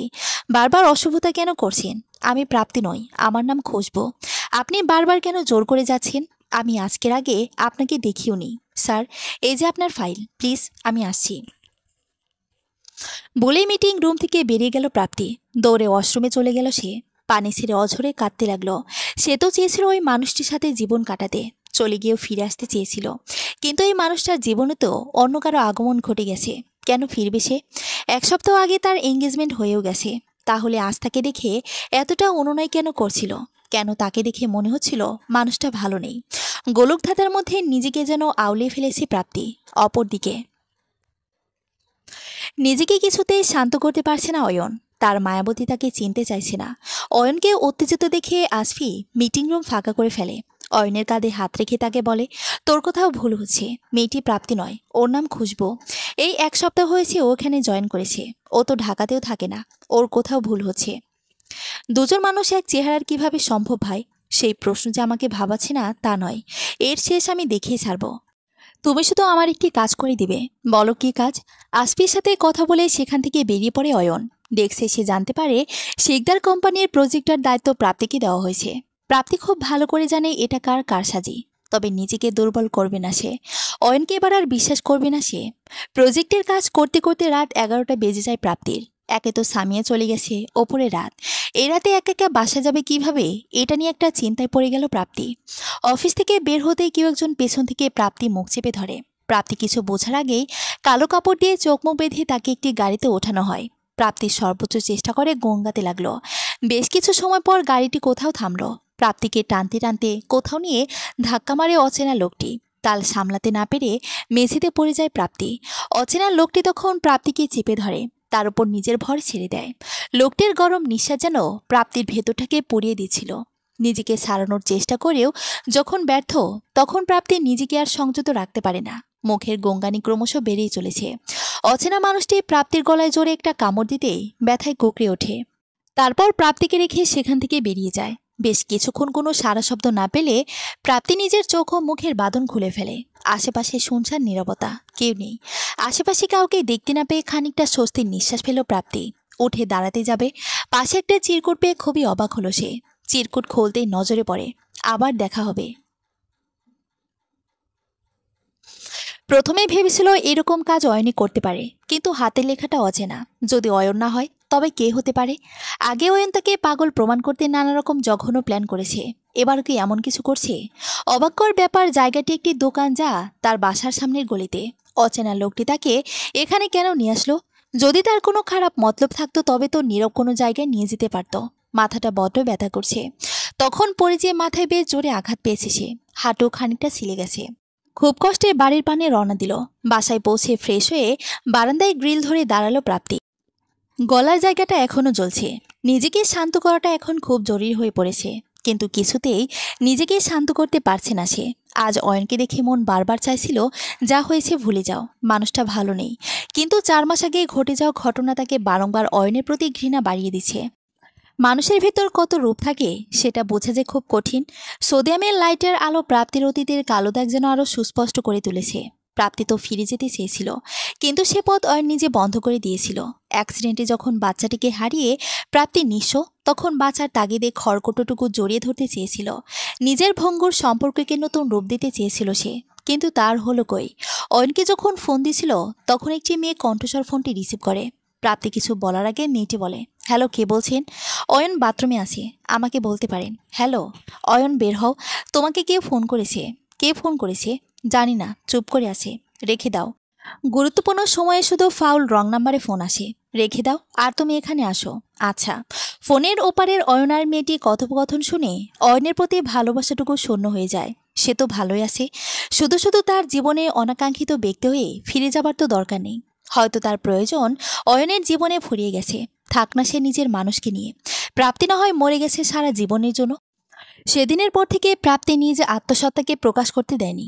নিশানো তার পরিবার বহুবার তাকে তার অতীত সম্পর্কে জানতে চেয়েছে, কিন্তু প্রাপ্তি লুকিয়ে গেছে। তবে মনের মাঝে হাজারো প্রশ্ন উকিঝুঁকি দেয়। কেন অয়ন প্রাপ্তির সাথে এমন করেছে? যদি একটা বাচ্চার প্রয়োজন ছিল তবে প্রাপ্তি কেন? আরও কত মেয়ে রয়েছে যারা টাকার বিনিময়ে সব করতে রাজি। কেন অয়ন প্রাপ্তির জীবনটাকেই ছারখার করতে চলে এলো? অতীতের কথা মনে পড়তে চোখ ভিজে এসেছে। কাল সকালে মানুষটাকে আবার দেখতে হবে। মাথা ব্যথাটা তীব্রতর হচ্ছে। কখন যে ঘুমের দেশে পাড়িয়ে দিয়েছে প্রাপ্তির নিজেও হুঁশ নেই। অপরদিকে রাত 3টা। আব্রাহাম কান্নায় ঘুম ভেঙেছে রাইসার। বাচ্চাটা খুব জোরে জোরে কাঁদছে। সচরাচর এভাবে আব্রাহাম কখনোই কাঁদে না। মাথায় হাত রাখেই চমকে ওঠে রাইসা। গা জ্বরে পড়ে যাচ্ছে বেচারার। এত রাতে কোথায় যাবে, কি করবে, কিছুই মাথায় কাজ করছে না তার। দৌড়ে রেশমা বেগম ঘুম থেকে জাগায় যে। রাত 3টায় ছেলেকে কোথায় নিয়ে যাবে বুঝতে পারছে না সে। রাইসার উত্তেজনা শান্ত করতে রেশমা বেগম বললেন, আচ্ছা রাইসা, শান্ত হও, কিচ্ছু হবে না। আমি ড্রাইভ করে নিয়ে যাচ্ছি দরকার হলে। রাতে কোনো না কোনো হসপিটাল খোলা তো থাকবে। সরি আন্টি, আপনাকে এত রাতে এভাবে হয়রানি করার জন্য। আব্রাহাম আমার সব আন্টি, আমি ওকে ছাড়া সত্যি কিছু ভাবতে পারি না। ইটস ওকে, চলো আমি চাবি নিয়ে আসি। বাইরে বের হতেই একটি কালো গাড়ি দেখে অবাক রাইসা। গাড়িটা আবরারের। তার মানে বান্দা এখনো যায়নি। বিগত 7 দিন লোকটা গাড়ি নিয়ে তার বাড়ির সামনে বসে থাকে। সকাল সন্ধ্যা এভাবে রাইসার সামনে ঘুরঘুর করে উক্তাত করাই বান্দার মূল উদ্দেশ্য। যেন আঠার মতো লেগে আছে রাইসার সাথে সে। রাইসা আর রেশমা বেগমকে হন্তদন্ত হয়ে বের হতে দেখে গাড়ি থেকে বের হয়ে আসে আবরার। আজকাল রাতগুলো নির্ঘুম কাটে তার। রাইসাকে এক ঝলক না দেখলে ঘুমেরা যেন তার কাছে আসতেই চায় না। রাইসা আর উদ্বিগ্ন মুখখানা তাকে জানান দিচ্ছে কিছু একটা গুরুতর ঘটেছে। রাইসাকে প্রশ্ন করলে কোনো উত্তর পাবে না, এটা তার অজানা নয়। তাই সরাসরি রেশমা বেগমকে প্রশ্ন করে সে। রেশমা বেগম আব্রাহামের শারীরিক অবস্থার কথা সব খুলে বলে আবরারকে। আবরার এক মুহূর্ত দেরি না করে বলে, আন্টি আপনি বাসায় থাকুন, আমি নিয়ে যাচ্ছি ওদের। আন্টি ওকে বলে দিন আমার এবং আমার বাচ্চার কারো দয়ের দরকার নেই। আন্টি এটা জেদের সময় নয়, ওকে বলুন প্লিজ গাড়িতে উঠতে। It will be fast. Aunty আমি বললাম তো আমাদের কারো দয়ের দরকার নেই। এত আহ্লাদ এতদিন কোথায় ছিল? প্লিজ আন্টি, দেরি হয়ে যাচ্ছে। চুপ করবে তোমরা? বাচ্চাটার দর 102 ডিগ্রি আর তোমরা পড়ে আছো নিজেদের জেদ নিয়ে। এই রাতে আবরারের সাথে যাওয়াটাই সেফ হবে রাইসা। আমার এজ হয়েছে, আমি এতটা দ্রুত হয়তো নিতে পারবো না। প্লিজ জেদ করো না। নাও গো। অগত্যা বাধ্য হয়ে আবরারের সাথেই হাসপাতালের দিকে রওনা হয় রাইসা। হাসপাতালের করিডোরে দাঁড়িয়ে আছে তারা। ভেতরে ডাক্তার আব্রাহামকে দেখছেন। আব্রাহামের অসুখটা প্রায়ই হয়, তবে এই 1 মাস তার কোনো সমস্যা হয়নি। রাইসা চিন্তিত মুখে এক কোণায় দাঁড়িয়ে আছে। আবরার তাকে নিপুণ দৃষ্টিতে দেখে যাচ্ছে। এই মেয়েটার কত রূপ! 1 বছর আগে এই মেয়েটি ছিল বেখেয়ালি প্রাণোচ্ছল একটি নারী, যাকে দেখলে তার মনে হাজারো রঙের মেলা লাগতো। হ্যাঁ, তখন এই অনুভূতিকে ঠিক কী বলে সেটা জানতো না। অথচ আজ সেই নারী তার বাচ্চার মা, নিজের শরীরের কথা চিন্তা না করে হাসপাতালের করিডোরে পাংশুমুখে দাঁড়িয়ে আছে। ডক্টর সিদ্দিক হোসেনের ডাকে ধ্যান ভাঙে আবরারের। জি বলেন। বাবুর বাবা, মা কি আপনারাই? জি বলেন। আমার কেবিন আসুন, কিছু কথা বলার আছে। চিন্তিত মুখে মুখোমুখি বসা ডক্টর সিদ্দিক এবং আবরার রাইসা। ডক্টরের হঠাৎ কেবিনে ডাকা তাদের চিন্তায় ফেলে দিয়েছে। আচ্ছা, বাবুর ইমিউনিটি যে খুবই দুর্বল, সেটা কি আপনারা জানেন? জি। ও প্রিমেচুর বেবি ছিল। কি হয়েছে ডক্টর? আপনারা বাবা মা, তাই আপনাদের কাছে কিছু লুকাবো না। বাবুর হার্টে কিছু কমপ্লিকেশনস আছে। আমার যতদূর ধারণা, বাবুর প্রিম্যাচুরিটি আর মালনিউট্রিশনের কারণে হার্টের প্রবলেমটা হয়েছে। আমি কিছু টেস্ট করিয়েছি, কাল রিপোর্ট আসবে, তাহলে আবারও ক্লিয়ার হতে পারবো। ওর যখন বার্থ হয়েছিল কিছু কমপ্লিকেশন ছিল, কিন্তু ডক্টর তো বলেছিল এভরিথিং ইজ অল রাইট। তাহলে আসলে সব প্রবলেমগুলো তখন হয়তো ধরা পড়েনি, ধীরে ধীরে প্রকাশ পাচ্ছে। আর বাবু বার্থ টাইমে সিরিয়াস ম্যালনিউট্রিশনে ভুগেছে। প্রিম্যাচুরিটির জন্য এই প্রবলেমগুলো আরও সিরিয়াস রূপ নিয়েছে। এখন এটার চিকিৎসা কি ডক্টর? দেখুন, বেবি অনেক ছোট, 7 মাস বয়সে বাইপাস করা পসিবল নয়। তবে কালকে রিপোর্টস আসলে আমি মেডিসিন দিতে পারি। আর ওর বয়স 6-7 হলে বিদেশে নিয়ে হার্টের একটা ছোট অপারেশন করলে হবে, ইফ নেসেসারি। ডোন্ট ওয়ারি, আল্লাহ তো মাসুম বাচ্চার কিছুই হতে দিবেন না ইনশাল্লাহ। তবে হ্যাঁ, বাবুকে কোনো রকম মেন্টাল স্ট্রেস দেওয়া যাবে না, এটা মাথায় রাখতে হবে। জি। ডক্টরের কেবিন থেকে বেরিয়ে রাইসা কান্নায় ভেঙে পড়ল। আব্রাহাম তার একমাত্র বাঁচার আশা। এতটুকু বাচ্চার শরীরে এই অবস্থা শুনে কিছুতে নিজেকে শান্ত রাখতে পারছে না সে। আবরার আজ একজন হতভাগ্য বাবা। আজ তার ভুলের জন্য তার ছেলে এতটা কষ্ট পাচ্ছে। সবকিছুর জন্য একমাত্র সেই দায়ী। এতটুকু বাচ্চার নাকি হার্ট ডিজিজ, না জানি কত কষ্ট তাকে বয়ে বেড়াতে হচ্ছে। রাইসার অবস্থা দেখে ভেতরে ভেতরে ক্ষত বিক্ষত হয়ে যাচ্ছে সে। কেবিনের বাইরে থেকে ওকে মারলে আব্রাহামের মাসুম চেহারাটা দেখতে পারে আবরার। স্যালাইন দিয়ে রাখা হয়েছে তাকে। না চাইতে আজ আব্রাহাম কাছে, হ্যাঁ আছে কাছে। আজ তার যে দুর্ভাগা কেউ নেই। সকাল 8টা। রাইসা কেবিনে আব্রাহামের পাশে চেয়ারে বসে ঘুমিয়ে পড়েছে। আবরার নির্ঘুম কাটিয়েছে। সারা রাত শুধু এক চিন্তা যে রিপোর্ট কে আসবে। আব্রাহামকে নিয়ে তার যে অনেক স্বপ্ন ছিল। আব্রাহামের বাবা হওয়ার যোগ্যতা হয়তো তার আসলে নেই, কিন্তু এভাবে রাইসা আর আব্রাহামকে একা রাখতে পারবে না সে। যেভাবে হোক তাদের দুজনকে তার সাথে নিয়ে যাবে। দরকার হলে শিকদার ভিলার ছাড়তেও সে রাজি। সূর্যের একফারে রোদ মুখে পড়তেই ঘুম ভেঙে যায় রাইসার। চোখ খুলতেই দেখতে পায় আব্রাহামকে আদর করছে আবরার। এই দৃশ্যটি এতদিন শুধু কল্পনায় করেছে, তবে আজ তা বাস্তবতায় পরিণত হয়েছে। চুপটি করে ছেলেটা বাবার আদর খাচ্ছে। ভোরের দিকে ছেলেটার জ্বর কমেছে, এখন স্যালাইন খুলে দিয়েছে। আচ্ছা, আব্রাহামের তো অধিকার বাবার ভালোবাসা পাওয়া। নিজের রাগ জিদের জন্য কি আব্রাহামকে তার বাবার কাছ থেকে দূরে করে দিচ্ছে? ডক্টর বলেছেন কোনো মেন্টাল প্রেশার ওকে দেওয়া যাবে না। আব্রাহামের ভবিষ্যতের কথা ভেবেও আবরারকে দ্বিতীয় সুযোগ দেওয়া উচিত রাইসার। রাইসাকে ভাবতে দেখে আবরার জিজ্ঞেস করে, কি ভাবছিস? আব্রাহামকে নিয়ে ভাবিস না, আমি আছি তো, কিছু হতে দিব না আমার বাচ্চার। তোর সাথে কিছু কথা ছিল। বল, শুনছি। এতদিন আমরা দুজন অনেক স্বার্থপরতা দেখিয়েছি।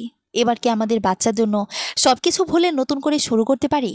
আব্রাহামের একটা কমপ্লিট ফ্যামিলি দরকার, যা আমি একা ওকে কখনোই দিতে পারবো না। আর তুই যদি ওকে শুধু আপন করে নিতে চাস, সেটাতেও আমি রাজি। আমি শুধু ওর হ্যাপিনেস চাই। তুই জানিস তুই কি বলছিস? আমাদের সম্পর্কে আছে তো এই একটা সুতো। ওর যদি কিছু হয়ে যায়, আমাদের কিছুই থাকবে না। ওর জন্য না হয় আবার একটু চেষ্টা করি। আমি তোকে ভালোবাসি রাইসা। আমাদের সম্পর্কে ওই একমাত্র সুতো নয়। আমি জানি হয়তো আমি তোর জন্য পারফেক্ট নই, কিন্তু আমি আমাকে বদলে নিব দেখিস। আমি তোদের কোনো কষ্ট পেতে দিব না। প্লিজ, আমাদের বাপ ছেলেকে একা করে দিস না। আমার যেমন ওকে দরকার, তেমন তোকেই দরকার। আমি তোদের দুজনকেই যে চাই। কিন্তু দাদি, আমি এসবের পরও এখন আর করি না। কি হবে বল? যদি শিকদার টাইটেল না থাকে, টাকা পয়সা কি সব? তুই একবার বল, সব ছেড়ে দিব। আমি একটা পরিবার চাই, একটা নিজস্ব পরিবার, যেখানে কোনো ছলচাতুরি নেই। প্লিজ রাইসা, এবার যদি কিছু করিস তো দেখবি আমি কি করি। তুই বললে জীবনটুকু দিয়ে দিব, তবে তোকে কষ্ট দিব না, আই প্রমিস। রাইসার চোখ চিকচিক করছে, সব অভিমান রাগ অস্ত্ররূপে পড়ছে। আব্রাহামকে শুয়ে রাইসার কাছে হাঁটু গেড়ে বসে আবরার। 2 হাত দিয়ে তার গাল দুটি ধরে বলে, অনেক কাঁদিয়েছি, আর কাঁদাবো না। এই মুক্তকণার দাম যে অনেক, এত ক্ষতি করা যায়? রাইসার না পেরে আবরারের বুকে মুখ লুকায়। এটা যে তার সবচেয়ে প্রশান্তির জায়গা। আজ সে তার ভালোবাসার মানুষটিকে পেয়েছে। আবরারও পরম যত্নে তার ভালোবাসাকে আগলিয়ে ধরেছে। অপরদিকে প্রাপ্তির মনটা খচখচ করছে। কেন জানে মনে হচ্ছে কেউ তাকে ফলো করছে, কিন্তু কেউ পেছনে নেই। বারবার পেছনে ফিরলে কাউকে দেখতে পাচ্ছে না সে। তবে সেই অচেনা লোকটি তার পিছু নিয়েছে। অফিস যাবার জন্য রিক্সা খুঁজে যাচ্ছে, কিন্তু কোনো রিক্সা না পাওয়ায় হেঁটে মরে যেতে হচ্ছে তাকে। রাস্তায় হাঁটার সময় বারবার মনে হচ্ছে কেউ তার পিছু নিয়েছে। এবার মনে হচ্ছে মানুষই তার খুব কাছে চলে এসেছে। দেরি না করে পেছনে ফিরলেই দেখতে পায় নিশান পেছনে দাঁড়িয়ে আছে। হুট করে নিশানকে দেখে প্রথমে প্রাপ্তিও চমকে ওঠে। প্রাপ্তিকে ঘাবড়ে যেতে দেখে নিশান জিজ্ঞেস করে, খুশবু, তুমি ঠিক আছো তো? জি, আমার কি হবে? তোমাকে খুব টেন্স লাগছে।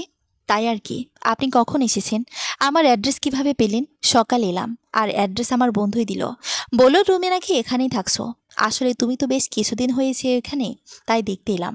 অফিস যাচ্ছ বুঝি? জি। আন্টি আঙ্কেল কেমন আছেন? ভালো। তোমার গলায় কি হয়েছে? কিছু না, অ্যালার্জি আর কি। চলুন হাঁটতে হাঁটতে কথা বলি। নিশান আর বেশি ঘাটায় না। প্রাপ্তিও খুব অপ্রস্তুত হয়ে পড়ে নিশানের প্রশ্নে।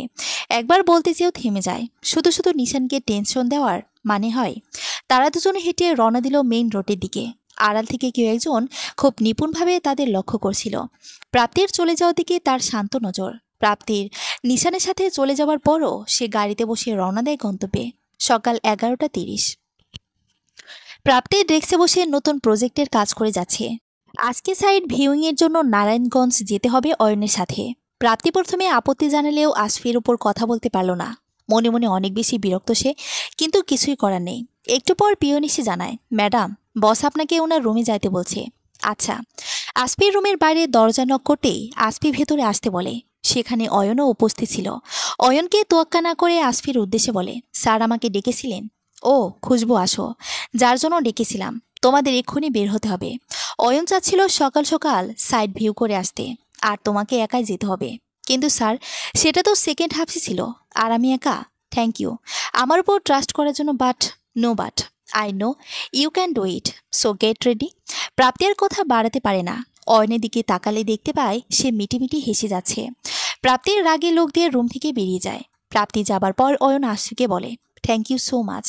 তোমার কাছে আমি ঋণী থাকবো ভাই। তোর আর স্বামীর উপর আমার পাঁচ আনার ভরসা নেই। যাই করিস পুলিশ কেস করাইস না। Don't worry. আজকে ও আমাকে বলতে হবে কেন ও আমাকে চিনতে চাইছে না। এত কিসের রাগ? যা ভালো মনে হয় করিস। কিন্তু একটা জিনিস মাথায় রাখিস, ওর মেন্টাল কন্ডিশন কিন্তু ভালো নয়। মিসক্যারেজ হ্যান্ডেল করার মতো মানসিক ক্ষমতা সবার থাকে না। She has been suffering since then, so take care of her. কিছু হবে না, আমি ওর কিছু হতেই দিব না। অয়ন আসফির সাথে কথা বলে সোজা পার্কিং এরিয়াতে চলে যায়। রিয়াদকে দিয়ে এই 4 মাসে কি হয়েছে প্রাপ্তি জীবনে সব ডিটেলস কালেক্ট করেছে সে। প্রাপ্তি এই 4 মাস কতটা ট্রমার মধ্যে যাচ্ছিল, কিভাবে সে নিজেকে একটি রুমে আটকে রেখেছিল, তার এই 4 মাসের প্রতিটি নির্ঘুম রাতের খোঁজ অয়ন নিয়েছে। কাল যখন প্রাপ্তি তাকে চিনতে পারছিল না, অয়নের রাগ মাত্রা ছাড়িয়ে গিয়েছিল। ভেবেছিল প্রাপ্তিকে নিজের কাছে আটকে রাখলে প্রাপ্তি হয়তো তাকে সত্যিটা বলবে। রাতে অচেনা লোকটি যে প্রাপ্তিকে তুলে নিয়ে গিয়েছিল সে আর কেউ না, অয়ন। কিন্তু প্রাপ্তির গলায় কামড় দেওয়ার সময় লক্ষ্য করে তার গলা থেকে একটু নিচ থেকে ক্ষত দেখা যাচ্ছে। প্রাপ্তিকে টোকা দিলে যে মানুষটি নিজেকে ঠিক রাখতে পারে না, সে প্রাপ্তির ক্ষত ডাকতে দেখে নিজেকে কিছুটাই শান্ত করতে পারছিল না। তাই সেই জায়গা ছেড়ে চলে যায়। রিয়াদকে 7 ঘন্টা সময় দেয় যাতে খুশবুর পুরো ডিটেলসে বের করে, এবং রিয়াদ সেই কাজটি করেও। অয়নকে রিয়াদ জানায় প্রাপ্তি অ্যাক্সিডেন্টের মিসক্যারেজের পর মানসিক ট্রমার জন্য ট্রান্সিয়েন্ট অ্যামনেসিয়া হয়েছে। তবে অয়নের ধারণা প্রাপ্তি কিছু বলেনি। কোনো একটা কারণেই ইচ্ছে করে প্রাপ্তি নিজেকে গোপন করছে। নিজের অস্তিত্ব মানতে সে নারাজ। গাড়ির ড্রাইভিং সিটে গায়ে এলিয়ে দিল অয়ন। নিজের ভালোবাসা প্রমাণ করার উপায় তার জানা নেই। রিয়াদের কাছ থেকে সব জানতে পেরে প্রাপ্তির কাছে ছুটে যায় সে। কিন্তু অন্য একটি ছেলের সাথে প্রাপ্তিকে দেখে ভেতরে ভেতরে জ্বলতে থাকে অয়ন। প্রাপ্তিকে এবার হারিয়ে ফেললে বেঁচে থাকার আশাটুকুও হারিয়ে ফেলবে সে। গাড়ির কাছে টোকা পড়ায় ভাবনার জগতে ছেদ পড়ে তার। বাহিরে তাকাতে দেখে প্রাপ্তি দাঁড়িয়ে আছে। মেয়েটিকে এখন আরো বেশি মাতাল করা সুন্দরী লাগে। আগে খুব কম শাড়ি পরতো, কিন্তু এখন সবসময় শাড়ি পরে। চুলগুলো ঢেউ খেলে মাতাল হওয়ার সাথে পাল্লা দিয়ে। মুখটা বড্ড শুকিয়ে গেছে। ঠোঁটের নিচে তিলটা আরো সুস্পষ্ট। তিলটা মাদকতার সৃষ্টি করে মনের গহীনে। মেয়েটির এমন এমন জায়গায় তিল আছে যা অয়নের শুধু নেশার ঝোঁক বাড়িয়ে তোলে। মেয়েটা যেন জলজ্যান্ত নেশার স্তূপ। নিজের দিকে অয়নের নেশাগ্রস্ত দৃষ্টি প্রাপ্তিকে বেশ অপ্রস্তুত করছে। সে এবার একটু দৃঢ় কণ্ঠে বলে ওঠে, যদি যাওয়ার ইচ্ছে না করে থাকে তাহলে বলতে পারেন। আমার অহেতুক নিজের সময় নষ্ট করার ইচ্ছে নেই। দরজা খোলা আছে, উঠে আসুন। মুচকি এসে অয়ন প্রাপ্তিকে বলে। প্রাপ্তি কথা না বাড়িয়ে গাড়িতে উঠে বসে। প্রাপ্তি বসলে অয়ন গাড়ি স্টার্ট দেয়।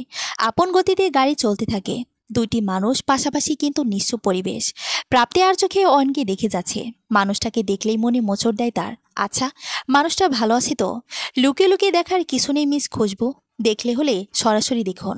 চোরের মতো দেখলে আমার লজ্জা লাগবে। অয়নের কথায় বেশ লজ্জায় পড়ে যায় প্রাপ্তি। নজর বাহিরে দিয়ে ধীর কণ্ঠে বলে ওঠে, আপনাকে দেখতে বয়ে গেছে আমার। একজন বিবাহিত পুরুষের দিকে তাকাবো এতটা নীচ মানসিকতা আমার নয়। আমার সম্পর্কে সব জানেন দেখি, সারা শহর জানে, আমি জানবো না? আপনার বাগদত্তা জানেন আপনি আমার সাথে আছেন এখন? বাগদত্তা? তার সাথে তো আপনার শুধু এঙ্গেজমেন্ট হয়েছে, ওয়াইফ তো বলতে পারছে না। হা হা। প্রাপ্তির কথা শুনে জোরে হেসে ওঠে অয়ন। অয়নকে হাসতে দেখে প্রাপ্তি খানিকটা অপ্রস্তুত হয়ে পড়ে। তাই জিজ্ঞেস করে, আপনি হাসছেন যে? তো কি করব, আমার একবারই বিয়ে হয়েছে, আমার আর কোনো বাগদত্তা নেই। আর সারা শহর জানে এঙ্গেজমেন্ট আমার না ভাইয়ের ছিল। হুম হুম আপনি আমার প্রাপ্তির মতো দেখতে, আপনি আমার প্রাপ্তি নন। তাই আপনাকে শিকদার ফ্যামিলির ইন্টারন্যাশনাল ইস্যু আপনাকে বলতে পারবো না। তবে এইটুকু জেনে রাখুন, আমার কোনো বাগদত্তা নেই, আমার শুধু একটাই বউ প্রাপ্তি। খুব ভালোবাসেন বুঝি, খুব। ও যদি বলে আমার জীবন বাজি রাখতে পারবো। সত্যি? সন্দেহ আছে? আমি গিয়ে সন্দেহ করার? তবে হয়তো আপনার ভালোবাসায় খোঁজ ছিল, তাই হয়তো শুনেছি উনি মারা গেছেন। প্রাপ্তির কথায় মুখ শক্ত হয়ে যায় অয়নের।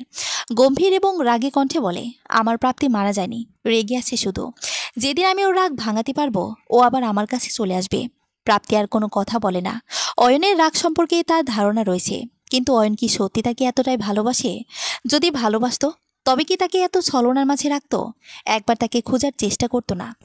তার অবর্তমানে অন্য একটি মেয়ের সাথে ঘনিষ্ঠতায় জড়াতো। যদিও তার এঙ্গেজমেন্ট হয়নি, কিন্তু এগুলো তো এড়ানো যায় না। এসব ভাবতে ভাবতে কখন ঘুমিয়ে পড়ে তার হুঁশ থাকে না প্রাপ্তির। রাত ৯টা। মাঝ রাস্তায় দাঁড়িয়ে রয়েছে প্রাপ্তি এবং অয়ন। কাজ শেষে ঢাকার পথে রওনা দেয় তারা।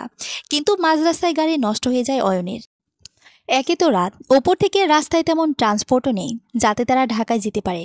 উপায়ন্তর না দেখে অয়ন প্রাপ্তিকে বলে, আমার ভিলা পাশে আছে, বেশি না ২০ মিনিটের রাস্তা। তোমার আপত্তি না থাকলে আমরা সেখানে থাকতে পারি। আপনার মাথা ঠিক আছে? আমি বাসায় যাব ব্যাস। কিভাবে যাবা? না তুমি আমাকে বলো কিভাবে যাবা। ওয়ে থাকলে আমি নিজে তোমাকে নিয়ে যেতাম, কিন্তু উপায় কোথায়? আর কোনো ওয়ে নেই? না, এত রাতে আমি মেকানিক পাবো না। কাল সকাল অবধি এখানে থাকার থেকে ভেলায় আরামসে থাকাটা অনেক বেশি ভালো বলে আমার মনে হয়। আর বৃষ্টি আরম্ভ হবে এক্ষুনি। তুমি থাকতে চাইলে আমার সমস্যা নেই, তবে আমি এখানে রাত কাটাবো না। ঠিক আছে ঠিক আছে, চলুন। অয়ন মুচকি এসে রাস্তায় হাঁটা শুরু করলো। প্রাপ্তিও পিছু পিছু ধীর পায়ে হাঁটতে লাগলো। ভেলায় পৌঁছাতে পৌঁছাতে বৃষ্টি শুরু হয়েছে। গগন বিদারী আওয়াজে মেঘ ডাকছে। ভেলায় যেয়ে প্রাপ্তিকে একটি রুম দেখিয়ে দেয় অয়ন। ফ্রেশ হয়ে বারান্দায় দাঁড়িয়ে প্রাপ্তি। বৃষ্টির ছিটা প্রাপ্তির মুখ ভিজিয়ে দিচ্ছে। আজ প্রাপ্তির মাঝে উন্মাদনার ছোঁয়া লেগেছে। খুব ইচ্ছে হচ্ছে বৃষ্টিকে আলিঙ্গন করতে। ঠান্ডা বাতাস আরও উন্মাদনার সৃষ্টি করছে। আজ ভিজতে ইচ্ছে করছে প্রাপ্তির। মন উজাড় করে বৃষ্টির কাছে নিজেকে সঁপে দিতে ইচ্ছে হচ্ছে। তাই আর নিজেকে না আটকেয়ে ছাদের দিকে রওনা দেয় সে। বেশ কিছুক্ষণ ভেজার পর এক ছোঁয়া উষ্ণ হাত তাকে পেছন থেকে আলিঙ্গন করে। শীতল শরীরে উষ্ণ হাতটি যেন ভালোবাসার উষ্ণতা প্রাপ্তির প্রতিটি লোমকষে পৌঁছে দিচ্ছে। পেছনে ফিরতে দেখে নেশাগ্রস্ত চোখে অয়ন তাকে দেখছে। অয়নের কাছে প্রাপ্তিকে কোনো অপসরার চেয়ে কম লাগছে না। ভেজা ঠোঁটজোড়া ছুঁয়ে দেওয়ার অদম্য ইচ্ছে তাকে মাতাল করছে। মাঝে মাঝে পুরুষের পক্ষে নিজেকে আটকে রাখাও বড্ড কঠিন। নিজেকে সামলানোর ব্যর্থ চেষ্টায় অয়ন হার মেনে নেয়। প্রাপ্তি আর যেন একটা ঘোরের মাঝে আছে। আজ বৃষ্টি যেন মাতাল করে তুলেছে দুইটি হৃদয়কে। অয়ন প্রাপ্তির নিজের খুব কাছে নিয়ে আসে। শুধু দুজনের হৃৎপিণ্ডের ধোপকানি আর প্রকৃতির মাতাল শব্দ শোনা যাচ্ছে। অয়ন প্রাপ্তির কাছে আসতে জোরে আকাশ ডেকে ওঠে। প্রাপ্তিও ভয়ে অয়নকে জড়িয়ে ধরে। আকাশের গর্জনে প্রাপ্তির বরাবরই ভয়। বজ্রপাতের শব্দ যত বাড়ছে ততই ভয়ে অয়নের বুকে ছিটিয়ে আসে সে। অয়ন মুচকে এসে আরও নিবিড়ভাবে জড়িয়ে ধরছে প্রাপ্তিকে, যেন ছেড়ে দিলেই পালিয়ে যাবে। আজ ৪ বছর পর তার খালি হৃদয় পূর্ণতা পেয়েছে। কিছু সময় পর প্রাপ্তির হুঁশ ফিরে। এতক্ষণ ঘরের বসে কি করছিল সে? সম্বিত ফিলে অয়নকে ধাক্কা মেরে চলে যেতে নিলে অয়ন হাত টেনে নিজের কাছে নিয়ে আসে তাকে। কানে মুখ লাগিয়ে বলে, নেশা ধরিয়ে পালিয়ে যাচ্ছ? আমি ইচ্ছে করে করিনি, ছাড়ুন। ছেড়ে দিলেই তো পালিয়ে যাও। এই ৪ মাস একা একা জীবনটাকে বইতে বইতে আমি ক্লান্ত। আর পারছি না প্রাপ্তি। আমি শেষবারের মতো বলছি, আমি প্রাপ্তি নই, প্রাপ্তি নই। একটা কথা কতবার বলবো? আমি খুঁজবো। চেঁচিয়ে উঠল প্রাপ্তি। এক নিঃশেষে কথাগুলো বলে চলে যেতে নিলে অয়ন বলে ওঠে, আমি সব জানি প্রাপ্তি। আমার সামনে অন্তত তোমার এই নাটকগুলি করতে হবে না। তুমি প্রাপ্তি, তার সম্পূর্ণ প্রমাণ আমার কাছে আছে। তোমার মিসক্যারেজ হয়েছে। প্রাপ্তি যখন আমাকে ছেড়ে চলে যায় তখন সে প্রেগনেন্ট ছিল। এ থেকেই কিছুই প্রমাণ হয় না। তাই সবচেয়ে বড় প্রমাণ তোমার হ্যান্ড রাইটিং। না হয় তুমি প্রাপ্তির মতো দেখতে, তোমার সাথে ওর হ্যান্ড রাইটিংও মিলে যাবে। তাই অহেতুক চেষ্টা করো না। আর এ বাড়িতে তুমি প্রথম এসেছো। তুমি এ বাড়ির প্রতিটা জিনিস এত ভালো করে কি করে চেনো? কারণ এ বাড়ির সবকিছু আমার প্রাপ্তির গোছানো, মানে তোমার গোছানো। প্রাপ্তি আমার দোষটা কোথায় আমি জানি না। এতটা ঘৃণা তুমি কেন করছো? খুনের আসামিকেও একটা শেষ সুযোগ দেওয়া হয় নিজেকে নির্দোষ প্রমাণ করার, অথচ তুমি বিগত 4 মাস ধরে আমাকে শাস্তি দিয়ে যাচ্ছ। আমি জানিও না আমার দোষ কোথায়। তাও তুমি যা শাস্তি দিবে আমি মেনে নেব। প্লিজ আমাকে একা করে চলে যেও না। এতক্ষণ চুপচাপ প্রাপ্তি সব শুনে যাচ্ছিল। চোখ থেকে ক্রমাগত অশ্রুধারা বয়ে যাচ্ছে। প্রাপ্তির রেসপন্স না পেয়ে অয়ন তার কাছে যায়। নিজের দিকে ঘুরিয়ে আলতো করে তার গাল দুহাত দিয়ে শুয়ে বলে, প্লিজ প্রাপ্তি, আমি ক্লান্ত। এবার তুমি আমায় ছেড়ে চলে গেলে মরে যাব, সত্যি মরে যাব। আমি আপনার বলের বাকরা। আপনি কোনোদিন আমাকে ভালোবাসেনি। আমি জাস্ট একটা বংশবৃদ্ধির টুল। আপনি কি ভেবেছেন আমি কিছুই জানি না? আপনি কোনোদিন আমার কথা ভেবেছেন? প্রথমে ভেবেছিলেন আমি আপনার অ্যাক্সিডেন্টের জন্য দায়ী, তাই আমাকে বিয়ে করেন। আমার সম্মান নষ্ট করা ছিল আপনার মূল উদ্দেশ্য। আমাকে পাগল প্রমাণ করার কোনো ওয়ে বাদ রেখেছিলেন। তারপর যখন প্রুভ হলো আমি নির্দোষ, তখন আপনি আমাকে নিজের স্ত্রী হিসেবে এই জন্য মেনে নেননি যে আপনি আমাকে ভালোবাসেন। আপনি আমাকে শুধুমাত্র আপনার উত্তরাধিকারী জন্ম দেওয়ার জন্য আপনার বাড়িতে রেখে দিয়েছিলেন। না প্রাপ্তি, তুমি যা ভাবছো তা ঠিক নয়। তাহলে দাদির সাথে আপনার ডিল হয়নি বাচ্চা হবার পর আমাকে ডিভোর্স দিয়ে দিবেন? বলুন। হ্যাঁ, তখন মহিমা শিকদারকে ঠান্ডা করার জন্য আমি হয়েছিলাম। কিন্তু কিন্তু কি? কোথায় ছিলেন আপনি যখন আমি আইসিইউতে 15 দিন পড়েছিলাম? কোথায় ছিলেন যখন আমার বাচ্চাটিকে বাঁচানো সম্ভব হয়নি? আমি বলি, আপনি তখন আপনার নারী সঙ্গীদের সাথে ব্যস্ত ছিলেন। আমি আজও অনুতাপ করি কেন আপনার সাথে আমার বিয়ে হয়েছিল। আপনি আমার জীবনে না আসলে আমার লাইফে এত কষ্ট থাকতো না। আমি আপনার মুখও দেখতে চাই না। বেশ, তোমার ইচ্ছে যেন পূরণ হয়। আমি তোমার সামনে কোনোদিন আসবো না। তবে একটা কথা জেনে রেখো, এই অয়ন শিকদারের জীবনে শুধু একজন নারী এসেছিল, সে হলো কেবল তুমি। প্রাপ্তি ব্যতীত কোনো নারী আমার জীবনে আসেনি। আর শিকদার পরিবারের সম্পত্তিতে আমার কোনোদিন কোনো অধিকার ছিল না। আমি সবকিছু ছেড়ে দিয়েছি শুধু তোমার জন্য। জানি তোমার বিশ্বাস হবে না, তবুও বলছি, আমি তোমাকে কোনোদিন ঠকাইনি। আমি শুধু তোমাকে ভালোবেসে এসেছি। যাক, আমার মুখ যেন ওপরওয়ালা তোমাকে কোনোদিন না দেখায় এই কামনাই করি। যদি দেখো, সেটা যেন আমার মরা মুখ হয়। বলে অয়ন সেখান থেকে বেরিয়ে যায়। প্রাপ্তির কান এখনো বাজে। অয়নের বলা প্রতিটি কথা যেন কলিজাতে লেগেছে। যেন কেউ ভোঁতা ছুরি দিয়ে ক্রমাগত আঘাত করে রক্তক্ষরণ করছে। রাগের বশে যা নয় তাই সে বলে তো দিয়েছে। না জানি ভাগ্য তাদের কোন নতুন মোড়ে এসে দাঁড় করাবে। সকাল 6টা। রাতের মেঘ কেটে ভোরের মিষ্টি সকাল প্রকৃতিতে নতুন রূপে সাজিয়েছে। কিন্তু মেঘের ঘনঘটা প্রাপ্তির জীবনে এখনো ছেয়ে আছে। সারা রাত চোখে দুপাতায় এক করতে পারেনি। সত্যিই কি সে অয়নকে ভুল বুঝছে? বারবার অতীতকে মনে করে নোনা জল গাল বেয়ে গড়িয়ে পড়ছিল। মনটা যে বড্ড বেহায়া, কিছুতেই স্থির হচ্ছে না। কাল রাতের পর থেকে অয়ন একবারও তার সামনে আসেনি। হয়তো তাদের সম্পর্কের ইতি এখানেই। এটাই তো চেয়েছিল প্রাপ্তি। তবে আজ কেন মনটা খালি খালি লাগছে? কেন বেহায়ের মতো অয়নকে আপন করে নিতে ইচ্ছে করছে? সকাল 9টা। স্থান চিটাগং। আজই ঢাকার পথে রওনা দেবে আবরার। দাদির সম্মুখীন তার হতেই হবে। আব্রাহামের রিপোর্ট চলে এসেছে। হার্টে ছোট ব্লক ধরা পড়েছে। ডক্টর সিদ্দিক মেডিসিন দিয়েছেন। যখন 7-8 বছর হবে তখন যদি ব্লকটা থাকে তবে বাহিরে নিয়ে ছোট একটি অপারেশন করতে হবে। বাবা হিসেবে ছেলের কোনো অযত্ন সে হতে দিবে না। তাই সে আজই ঢাকা যাবে রাইসার আব্রাহামকে নিয়ে।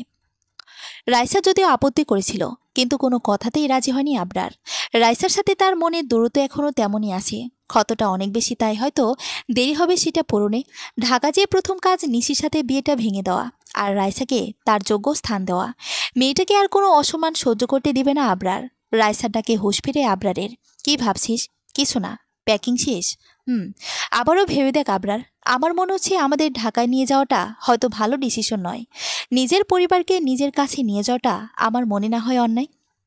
আর কাল রাতে আমি জানিয়ে দিয়েছিলাম আমি তোদের ছাড়া ঢাকা ফিরছি না।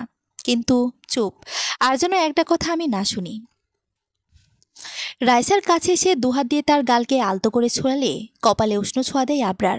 তারপর বলে, ভালোবাসি তোকে। এই শেষবার বিশ্বাস করে দেখ, তোদের নিরাশ করব না, আই প্রমিস। হয়তো তোদের বিলাসিতা দিতে পারবো না, কিন্তু তোদের কোনো কিছুর কমতি হতে দিব না। শুধু তুই আমার পাশে থাকিস, সব সময় থাকবো।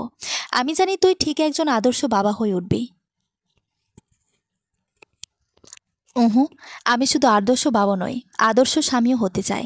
জানি তোর ক্ষত হৃদয়টায় আবার জায়গা করে নিতে সময় লাগবে, কিন্তু আমি হার মানছি না। আমাকে সেই সুযোগটা দিবি রাইসা, ভেবে বলিস। এবার কিন্তু আমি কোনো ছাড় দেব না। এই রাইসা, কিন্তু অনেক গভীর, তলিয়ে যেতে পারিস, সব চলবে, শুধু তোর মাঝে নিজেকে হারাতেও রাজি আমি। রাইসা মুচকে এসে আবরারকে জড়িয়ে ধরে। আবরারও পরম আদরে তাকে শক্ত করে জড়িয়ে ধরে, যতটা শক্ত করে ধরলে একে অপরের সাথে মিশে যেতে পারে। সকাল 11টা। প্রাপ্তি ফ্রেশ হয়ে নিচে নেমে আসে, কিন্তু অয়নকে কোথাও পায় না।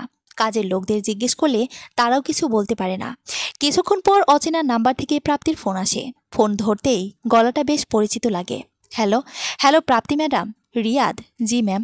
অয়ন স্যারের ফোনটা অফ আছে সকাল থেকে। আপনি কি জানেন উনি কোথায়? আমি কিছুতেই ওনার সাথে যোগাযোগ করতে পারছি না। ম্যাম, আপনি কি জানেন উনি কোথায় আছেন? না, আমি জানি না। উনি কি বাসায় যাননি? না ম্যাম, উনি বাসায় যাননি, আর ওনার সাথে যোগাযোগও করতে পারছি না। রিয়াদ, আপনি কি আমার সাথে দেখা করতে পারবেন? জি। কেন বলুন তো ম্যাম। কিছু কথা আছে আপনার সাথে, আপনি ফ্রি হলে আমাকে জানিয়েন। রাখছি। জি ম্যাম। ফোনটা রাখার পর থেকে মাথায় হাত দিয়ে বসে পড়ল প্রাপ্তি। মাথা যেন বন্ধ বন্ধ লাগছে। কাজের লোকেরা জানিয়েছে কাল রাতে বাড়ি থেকে বের হয়েছে সে। কোথায় গেছে, কি করছে সেটা রিয়াদ যদি না জানে, তাহলে আর কারো পক্ষে জানা সম্ভব নয়। না চাইতেও বিষয়টা ভাবিয়ে তুলছে প্রাপ্তিকে। অয়নের সবথেকে খারাপ দিক ওর রাগ। রাগের বশে উল্টাপাল্টা কিছু করে ফেলেনি তো? উফ, আর ভাবতে পারছে না প্রাপ্তি। ভিলের ড্রাইভার প্রাপ্তিকে গাড়িতে করে অফিসে পৌঁছে দেয়। বিকেল 5টা। ক্যাফেতে মুখোমুখি বসা রিয়াদ আর প্রাপ্তি। এখন অবধি অয়নের কোনো খোঁজ পায়নি সে। না চাইতেও খারাপ চিন্তা ঘিরে ধরেছে প্রাপ্তিকে। রিয়াদ এবং স্বামী দুজন এমন মানুষ যারা অয়নের সকল গোপন তথ্যই জানে। অয়নের লাভ লাইফ, বিজনেস লাইফ, সবকিছু। মনের সাথে যুদ্ধ করে আজ ক্লান্ত প্রাপ্তি। তাই রিয়াদের কাছে সকল প্রশ্নের উত্তর সে খুঁজে পাবে। ম্যাম, আপনি আমাকে এখানে কেন ডেকেছেন? অয়নের সাথে আমার বিয়ের সত্যতা জানতে। কেন? অয়ন আপনাকে বিয়ে করেছিল? আপনি ছাড়া কেউ আমাকে উত্তর দিতে পারবে না। স্যার আপনাকে বিয়ে করেছিল, তার পেছনে সেই মুহূর্তে একটা বড় কারণ ছিল। তা হচ্ছে প্রতিশোধ। আপনার নামে ফেক অ্যাকাউন্টের কারণে উনি ভেবেছিলেন আবরার স্যারের অ্যাক্সিডেন্টে কোথাও না কোথাও আপনারও দোষ ছিল। আর আপনাকে একটা গোলক ধাঁধার ভেতরে রাখার কারণ দুইটি ছিল। একটি দাদিজান, দ্বিতীয়টি ওই প্রতিশোধ। ধীরে ধীরে স্যার আপনার প্রতি দুর্বল হতে থাকেন। তারপর জানতে পারেন আপনার সাথে আবরার সাহেবের কোনো সম্পর্ক কোনোদিনই ছিল না। আপনার চাচাতো বোন আপনার নামে ফেক আইডি চালাতো। ধীরে ধীরে ধোঁয়াশাগুলি কেটে গেলে উনি সিদ্ধান্ত নেয় এই সম্পর্কটাকে আবার জীবন্ত করার। উনি বড় ম্যাডামের সাথে অনেক ঝগড়াও করেছেন। এরপর বড় ম্যাডাম এক শর্তে রাজি হন। সেটা হলো খুব দ্রুত আপনি যাতে কনসিভ করেন। স্যার এটাও মেনে নিয়েছিলেন। তারপর আপনি যে রাতে স্যারকে ছেড়ে চলে যান, সেদিন স্যার আপনাকে সব খুলে বলতে চেয়েছিলেন এবং আপনাকে বিয়ের জন্য প্রপোজ করতে চেয়েছিলেন। সে রাতে আমরা একটি লাশ পাই। আমরা তো ভেবে নিয়েছিলাম সেটি আপনার লাশ, আপনি মারা গেছেন। কিন্তু স্যার সেটা বিশ্বাস করেননি। স্যার যখন জানতে পারেন আপনি প্রেগনেন্ট ছিলেন, পাগল প্রায় হয়ে পড়েন। ঢাকা তন্ন তন্ন করে খুঁজেছেন তিনি। আমরা তাকে বোঝাবার চেষ্টা করে লাভ হয়নি। বড় ম্যাডাম বারবার স্যারকে বিয়ের জন্য জোর করতে লাগেন। স্যারের লাইফে যাতে আপনার পরিবর্তে কেউ না আসে, তাই স্যার শিকদার বংশের সম্পত্তির ভাগ ছেড়ে দিয়েছেন। এই 4 মাস স্যার কিভাবে জীবন কাটিয়েছেন তা কেবল আমরাই জানি। যদি তার জীবনে কোথাও কোনো নারীর প্রবেশ থাকে, সেটা শুধুমাত্র রাইসা ম্যামের ছিল। রাইসা ম্যাম এবং তার বাচ্চাটিকে দেখাশোনার দায়িত্ব স্বেচ্ছায় নিয়েছিলেন বলেই রাইসা ম্যামের সাথে তার কথার দেখা হতো। আমার মনে হয় ম্যাম, আপনার যা জানার ছিল আপনি তার উত্তর ঠিকমতো দিয়েছি। অয়ন এখন কোথায় আছে বলতে পারবে? কথাগুলো আটকে যাচ্ছে প্রাপ্তির। না চাইতেও চোখ বারবার ভিজে যাচ্ছে। হ্যাঁ, সে ভুল করেছে, খুব বড় ভুল করেছে। একটা সামান্য ভুল বোঝাবুঝির জন্য নিজের সাথে সাথে অয়নকে এতটা কষ্ট দিয়েছে। এখন অয়নের সামনে যাওয়াটা খুব দরকার। এ সময় অয়ন কোথায় আছে তা একমাত্র রিয়াদ জানে। রিয়াদ উত্তরে বলে, না ম্যাম, উনি কোথায় আছে সেটা আপনাকে জানাতে পারবো না। তবে উনি বেঁচে আছেন, তাই ওনাকে নিয়ে অহেতুক চিন্তা করবেন না প্লিজ। রিয়াদ, আমার ওনার সাথে দেখা হওয়াটা খুব জরুরি। আপনি ছাড়া কেউ আমাকে ওনার খোঁজ দিতে পারবে না। আমি নিজের ভুলে 4টা মাস দেরি করে ফেলেছি। আর দেরি করলে অয়ন আমার থেকে আরও দূরে চলে যাবেন, যা আমি মেনে নিতে পারবো না। প্লিজ রিয়াদ, আমাকে ওনার সাথে দেখা করানোর একটি ব্যবস্থা করে দিন। বেশ ম্যাম, তবে চলুন। অপরদিকে মুখোমুখি বসা মহিমা শিকদার এবং আবরার। রাগে গা রেডি করছে মহিমা বেগমের, কিন্তু নাতি তার সিদ্ধান্তে অনড়। রাইসাকে সে বিয়ে করবে। অনেক বোঝানোর সত্ত্বেও সে রাজি নয়। আবরার, আমার আগের যা সিদ্ধান্ত ছিল এখনও তাই। তুমি যদি এই মেয়েকে বিয়ে করতে চাও, তবে আমার ঘরে কোনো জায়গা হবে না। তবে বেশ, তাই হবে। রাইসা ওনাকে বুঝিয়ে লাভ নেই, এ বাড়িতে আমাদের কোনো জায়গা হবে না। আরেকটা কথা দাদিজান, আপনার সম্পত্তি কিংবা কোম্পানি ছাড়া আমি দিব্যি চলতে পারবো, কিন্তু আমি কিংবা অয়ন ছাড়া শিকদার কোম্পানির কি হাল হবে তা হয়তো আপনি কল্পনা করতে পারছেন না। আবরার এক মুহূর্তে দেরি না করে রাইসাকে নিয়ে শিকদার ভিলা থেকে বেরিয়ে পড়ে। আগে থেকে এটা তার জানা ছিল বিধায় অয়নের সাহায্যে আগে একটা নতুন কোম্পানিতে স্টার্ট করে আবরার। এখন বেশ ভালো পজিশনে নিয়ে গিয়েছে সেই কোম্পানিটিকে, তাই মহিমা বেগমের হুমকিতে তার কিছুই যায় আসছে না। রাইসা এবং আব্রাহামকে নিয়ে উত্তরার একটি 2 বেডরুম ফ্ল্যাটে উঠে আবরার। এই ফ্ল্যাটটা বিজনেস ক্যারিয়ারের প্রথমে কিনেছিল আবরার। ফ্ল্যাটটি তার নিজের নামে বিধায় এই ফ্ল্যাটে মহিমা শিকদার কখনোই কেড়ে নিতে পারবেন না। আব্রাহামকে শুয়ে দিয়ে বারান্দায় যায় রাইসা। আবরা তখন নিকোটিনের ধোঁয়ায় নিজের চিন্তাগুলোকে ওড়াতে ব্যস্ত। আবরারের দিকে নিপুণ দৃষ্টিতে তাকিয়ে থাকে রাইসা। আবরারের দৃষ্টি তখন বাহিরের দিকে। হালকা কেসে বলে ওঠে, সিগারেট খাওয়া কিন্তু আমার পছন্দ নয়, আর আব্রাহামের জন্য সিগারেট খাওয়াটা উচিত হবে না। আবরার মুচকি এসে সিগারেটটা বাহিরে ফেলে দেয়। রাইসাকে পেছন থেকে জড়িয়ে ধরে তার কাঁধে থুতনি রাখে সে। বেশ, আজ থেকে নো সিগারেট। তবে নিকোটিনের নেশা যে বড় খারাপ, সহজে কাটানো যায় না। একটা নেশার বদলে এখন তো অন্য একটি নেশা করতে হবে। অন্য নেশা বলতে রাইসাকে নিজের দিকে ঘুরিয়ে কপালে আলতো করে উষ্ণ ছোঁয়া দিয়ে বলে, তুই জলজ্যান্ত নেশার তরি থাকতে এই নিকোটিনের নেশা আমাকে ছুঁতে পারবে না। আচ্ছা, কাল সকালে কাজী অফিসে যাব, অয়নকে জানিয়ে দিয়েছি, ওরাই সাক্ষী হিসেবে থাকবে। তাড়াহুড়ো করছিস না, অনেক দেরি হয়ে গেছে, আর দেরি করব না। বড্ড খিদে পেয়েছে, কি আনতে হবে বলো, নিয়ে আসি। তুই যাবি বাজারে? আর কেউ আছে? আচ্ছা, লিস্ট দিচ্ছি, বলে রাইসা ভেতরে চলে গেল। আবরারের মনটা মুহূর্তে ভালো হয়ে গেছে। আজ সত্যি নিজেকে পূর্ণ লাগছে। অবশেষে তার পরিবার পূর্ণতা পেল। রাত 9টা। অয়নের নিজস্ব গোপন আস্থানার সামনে এসে নামিয়ে দিয়েছে প্রাপ্তিকে রিয়াদ। অয়নের যখন খুব মন খারাপ লাগে তখন এখানে আসে সে। এই আস্থানার খোঁজ কেবল 3জন জানে, আবরার, স্বামী এবং রিয়াদ। শহর থেকে দূরে অনাথ আশ্রম যেখান থেকে দত্তক নেওয়া হয়েছিল তাকে। জায়গাটি মনের খুব কাছের অয়নের। কাল ভিলা ছেড়ে এখানেই ছুটে এসেছে সে। ফোন অফ করে নিজেকে এক রুমে আটকে রেখেছিল। রিয়াদ ফোনে না পেয়ে বাধ্য হয়ে এখানে চলে আসে। অনাথ আশ্রমের দায়িত্বে যিনি আছেন তার নাম শমশের। শমশের সাহেব অয়নকে ছোট থেকে দেখে এসেছেন। রিয়াদ যখনই এখানে এসেছে তখনই তাকে রাতের সব কথা বলেন তিনি। তারপর দরজা ভেঙে রুমে ঢুকলে দেখে জ্বরের ঘরে বেহুশ হয়ে পড়ে রয়েছে। প্রাপ্তি ধীর পায়ে ভেতরে আসলে শমশের সাহেবের সাথে দেখা হয়ে তার। শমশের সাহেব তাকে দেখে বলে, তুমি প্রাপ্তি তাই না? আপনি আমাকে চিনেন? অয়ন তোমার ছবি দেখিয়েছিল। সকাল থেকে ছেলেটার খুব জ্বর মা, জ্বরের ঘরে তোমার নাম ডেকে যাচ্ছে। এখন তুমি এসে গেছো, ওকে দেখে রেখো। আপনি চিন্তা করবেন না, কিছু হবে না। রুমে প্রবেশ করে অয়নকে ঘুমন্ত দেখে পাশে বসে প্রাপ্তি। মানুষটার মুখের দিকে তাকানোই যাচ্ছে না। নিজেকে অপরাধী লাগছে। সেদিন কেন তার জন্য অপেক্ষা করেনি প্রাপ্তি? নিজের একটা ভুল আজকে তাদের এই দুজনকে এভাবে বিক্ষিপ্ত করে দিয়েছে। অয়নের পাশে বসে হাঁটতি দৌড়ে সারা রাত সেভাবেই কাটিয়ে দেয় প্রাপ্তি। সকাল 7টা। সূর্যের আলো মুখে পড়তেই ঘুম ভাঙে অয়নের। মাথাটা এখনও ধরে আছে। জ্বর নেই, কিন্তু দুর্বলতা কাটেনি। হাতটি ভার ভার লাগলে পাশ ফিরে দেখে প্রাপ্তি হাত দুটি দুহাত দিয়ে জড়িয়ে ধরে ওভাবেই ঘুমিয়ে আছে। প্রথমে স্বপ্ন মনে হচ্ছিল সবকিছু। প্রাপ্তির ঘুমন্ত মুখটি যেন তার সকল অসুখের ওষুধ।